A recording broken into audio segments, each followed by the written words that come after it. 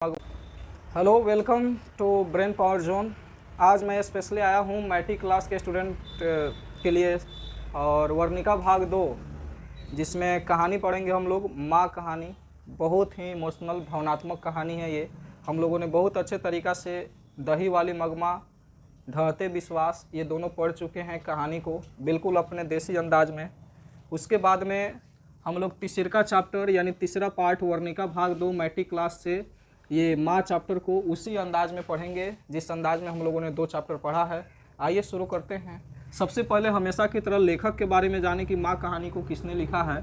तो सर्वप्रथम आपको बता दें कि माँ कहानी गुजराती में लिखा गया था और इसको हिंदी में अनुदित गोपाल दास नागर हिंदी में अनुदित किए थे। हिंदी में अनुवादित या अनुवादित जो भी आप समझिए, इनको ट्रांसलेट किए थे गोपाल दास नागर। गोपाल दास नागर याद रखिएगा आप लोग, ऑब्जेक्टिव में आएगा कि इस माँ कहानी को हिंदी में किसने अनुवाद किया, तो गोपाल दास नागर। लेखक का नाम है ईश्वर पेटलीकर। वैसे गुजराती भाषा में जिन्होंने लिखा था उनका नाम था ईश्वर पेटलीकर। इनका वास्तविक नाम अगर हम पूछें बोले हैं तो क्या हो जाएगा, ईश्वर मोती भाई पटेल। आप याद रखिएगा, ऑब्जेक्टिव में ये भी आता है कि ईश्वर पेटलीकर का पूरा नाम या वास्तविक नाम क्या है, तो ईश्वर मोती भाई पटेल आप लोगों को बताना है। जन्म की बात करें इनकी तो 9 मई 1916 ईस्वी में पेटली ग्राम में हुआ था, इसीलिए पेटलीकर इनका टाइटल पड़ गया। याद करने में ज़्यादा झंझट ही नहीं है, पेटलीकर से पेटली ग्राम आप याद रखिएगा। उसके बाद मृत्यु की बात करें तो 22 नवंबर 1983 को इनकी मृत्यु हो गई थी। जहाँ पे इनका निवास स्थान है वहीं पे इनकी मृत्यु हुई थी। और अभी हमने आपको बताया कि गोपाल दास नागर द्वारा हिंदी अनुदित है और ऊपर जो गुजराती में लिखे हैं वो ईश्वर पेटलीकर जी हैं।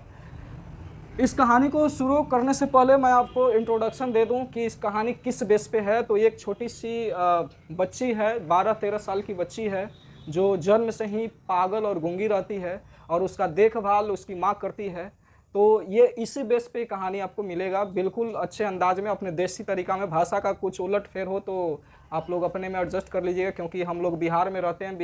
बिहारी स्टाइल में जानेंगे ज़्यादा बेहतर होगा। लिखने के क्रम में भले ही सजा कर लिखा जाए वो अलग चीज़ है। ये इनको माँ से संबोधित किया गया है। ये जो फिगर हम माँ के लिए बनाए हैं, और ये जो है इनका माँ जो है, ये चीज़, इनके 4 पुत्र हैं और चारों पुत्र में ये 2 बेटा है इनका और 1 लड़की है। और ये लड़की, दोनों बेटा का शादी विवाह हो गया। ध्यान से समझिएगा, दोनों लड़का का शादी विवाह हो गया है। यहाँ पे लिख दे आपको, उसमें नहीं समझ में आ रहा होगा, नीचे कट रहा होगा, तो यहाँ पे लड़की है ये। अब ठीक है। ये दोनों बेटा का शादी हो गया, दोनों चल गए थे शहर में कहीं पढ़ाई लिखाई जॉब करने के व्यू से ये जॉब भी कर रहे थे। दोनों का शादी विवाह भी हो गया था। एक लड़की थी, ये भी ससुराल चली गई थी। ये भी जो है ससुराल चली गई थी, इनका भी शादी विवाह हो गया था। उसके बाद में सबसे छोटी लड़की जो 12 या 13 वर्ष की होगी, जिसका नाम है, 12 वर्ष ही आप लोग ऑब्जेक्टिव में आएगा तो 12 वर्ष ही लगाइएगा इसमें। छोटी लड़की जिसका नाम था मंगू। आपसे पूछ देगा कि कौन पागल गूंगी थी, तो यही लड़की थी। जन्मजात बचपन से ही ये गूंगी थी और पागल थी। माँ कहानी का बेस यहाँ से शुरू होता है कि इनके गांव वाले, ये जो औरत है, इनके गांव वाले इनको रोज़ कहा करते थे कि मंगू को हॉस्पिटल में ले जाओ, पागल के हॉस्पिटल में ले जाओ, वहाँ पे मंगू का इलाज अच्छे से हो जाएगा। कारण क्या था कि मंगू इतना ज़्यादा मतलब कि इस पागलपन की बीमारी से ग्रसित था, गूंगापन की बीमारी से ग्रसित था कि अपने से खाना पीना नहीं कर पाती थी, अपने से ड्रेस चेंज नहीं कर पाती थी, अपने से कुछ भी मतलब कोई काम नहीं कर पाती थी। इसको खिलाया जाता था, नहलाया जाता था, मल मूत्र साफ अपने से भी नहीं करती थी। ये सब कारोबार ये इनकी माँ करती थी, इस मंगू की माँ ये सब इसका देखभाल करती थी। यही सब देख के गाँव वाले हमेशा इसको कहते थे कि इसको पागलों के अस्पताल में ले जाओ, ये ठीक हो जाएगी, तो आपको ये सब करना नहीं पड़ेगा। लेकिन माँ होती है, इनके अंदर माया है, करुणा है, तो ये बोलती थी कि नहीं, हम यहाँ इसका अच्छे से ख्याल नहीं रख पाते हैं तो हॉस्पिटल वाले क्या ख्याल रखेंगे। तो ये चीज़ सुन करके लोग वहाँ से हट जाते थे, नहीं बोलते थे कि बोलना ही बेकार है, ये माता और पुत्री का प्यार है, जो ऐसा बिहेवियर चलता रहता है, ऐसा व्यवहार दोनों में चलता है कि इसका मल मूत्र साफ करेगा, ड्रेस साफ करेगा, हर चीज़ इसका देख रेख करेगा। तब क्या होता था कि माँ है और सबसे छोटी पुत्री या पुत्र हो, उस पर ज़्यादा थोड़ा सा ध्यान होता ही है। और उसमें भी ये पागलपन है, ये गूंगी है, तो इसका कुछ ज़्यादा ही देखभाल ये माँ जो है ये अपने पुत्री मंगू को करती थी। ये चीज़ ये दोनों जो बहू थी इनको थोड़ा सा अच्छा नहीं लगता था, क्योंकि इन दोनों का भी पुत्र था और इनका पोता हुआ, पोता पोती हुआ। तो ये लोग आते थे, जब भी शहर से जॉब से आते थे यहाँ पे छुट्टी लेकर के घर पे टाइम बिताने के लिए, तो इनका पोता पोती इनके पास आता था तो ये खुश होती थी, इनको भी ये खिलाती पिलाती थी, इनको भी मतलब कि साथ में रखती थी, कुछ भी फील अलग जैसा नहीं होने देती थी। लेकिन ये बात इन दोनों को भी अच्छा नहीं लगता था।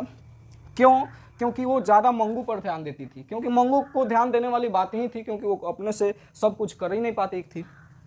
इनको कभी कभी दोनों बहू डांटती भी थी कि आपने ही सब ये आदत लगाया हुआ है, आपने ही ये गलत मतलब किया हुआ है, आपने ही शुरू में ही अगर इस चीज़ छोड़ दिया होता तो अपने से खुद वो खाती पीती, अपने से सुधर जाती। आपने ही लाड प्यार किया इतना कि वो सुधरना ही नहीं चाहती है।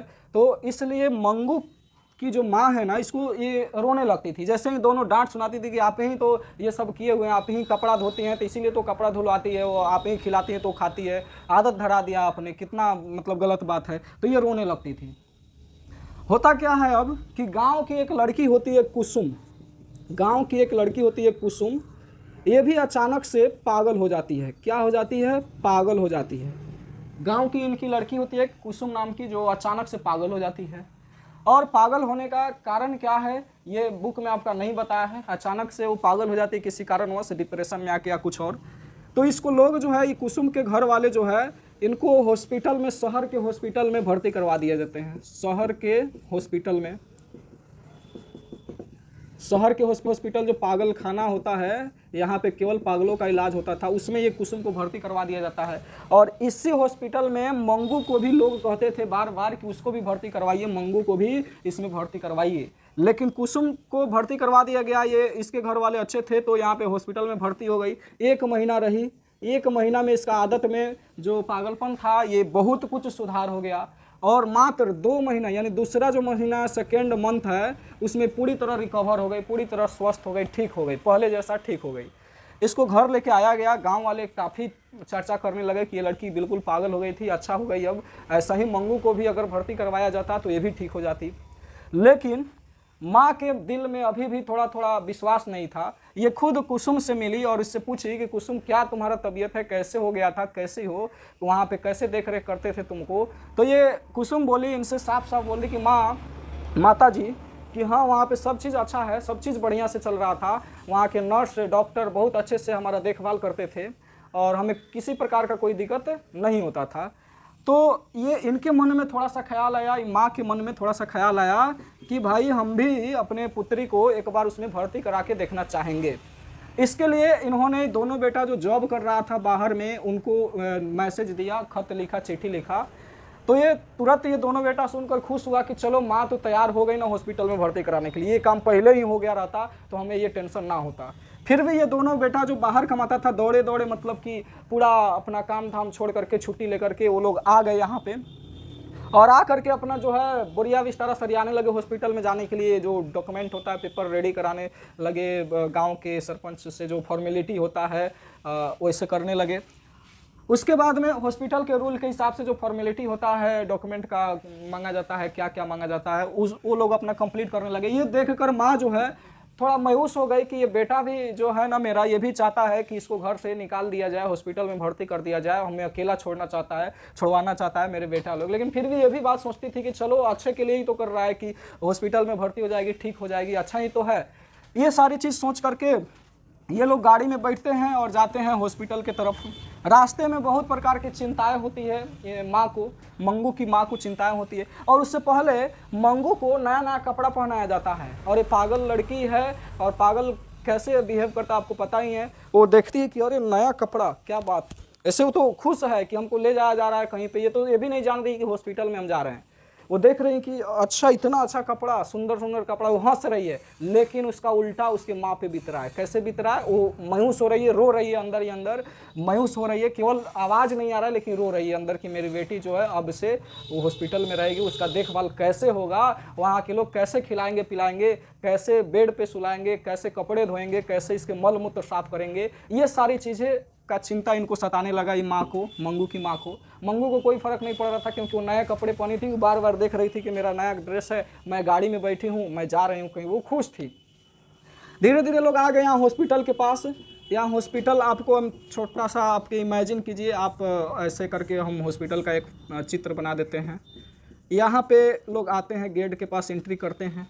एंट्री करने के बाद में ये लोग क्या करते हैं कि यहाँ के लोगों से चेहरा पर देखते हैं कि क्या ये भी, इनके घर में भी कोई पागल है क्या कि यहाँ पे आए हुए हैं।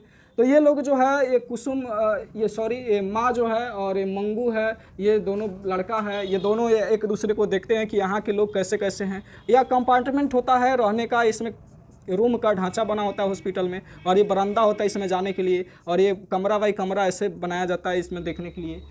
वहाँ पे जाती है माँ, और जैसे ही देखती है कि एक पत्नी जो है अपने पति से मिल करके, पत्नी पागल रहती है और यहाँ पे भर्ती रहती है, उसका पति जाता है उससे मिलने, तो रोने लगती है, गला पकड़ कर रोने लगती है और कहती है कि ये जो नर्स है ना, इसमें जो नर्स होती हैं उनकी शिकायत करता है वो पागल पत्नी जो है।